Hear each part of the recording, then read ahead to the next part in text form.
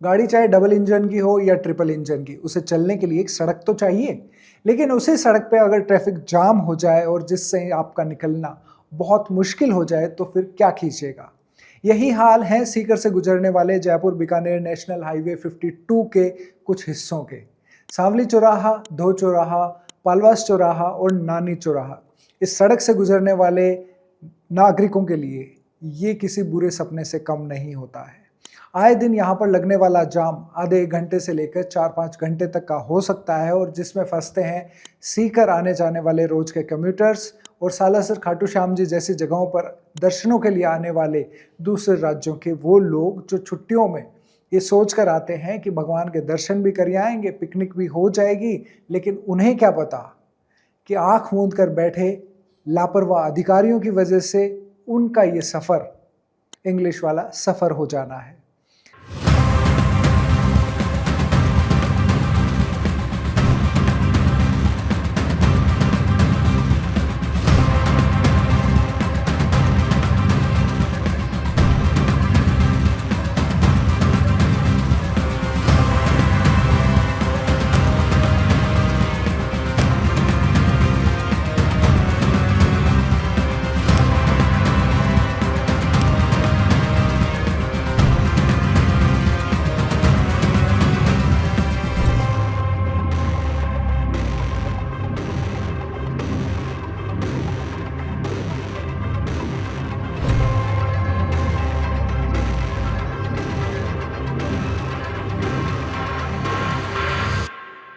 ये traffic jam आज नानी चौराहे से शुरू हुआ था और शाम होते होते पालवास और धोद चौराहे तक पहुंच गया, जिसकी एक बानगी आपकी स्क्रीन पर इस वक्त है।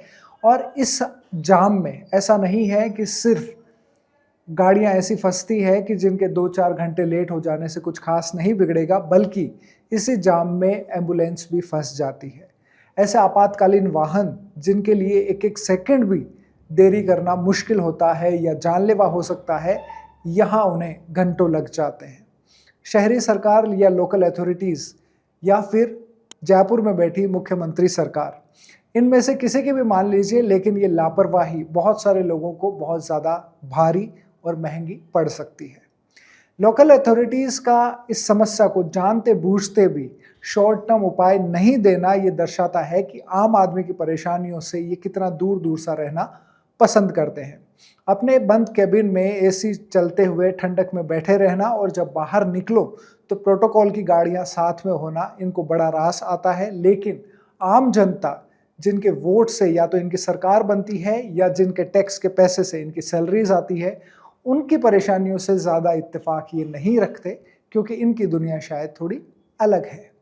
इस समस्या पर जितना भी लिखा जाए, जितना भी कहा जाए, उतना ही कम होगा। लेकिन ये सरकार और स्थानीय प्रशासन के द्वारा की गई एक बहुत बड़ी गलती है, जिसका खामियाजा आए दिन यहाँ के लोग भुगतते हैं।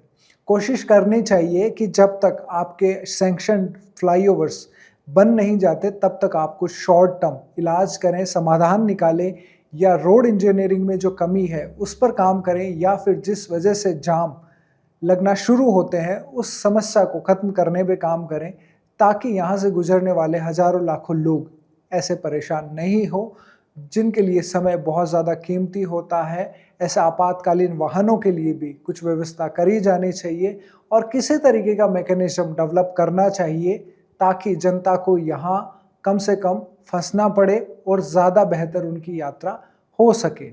उम्मीद करते हैं कि प्रशासन अपने कानों में से रुई निकालकर और आंखों से आराम का चश्मा हटाकर इस समस्या को देखेगा, सुनेगा और कुछ काम करेगा। ज़्यादा नहीं तो कम से कम उतना तो जितना आप टैक्स के पैसे से सैलरी लेते हैं।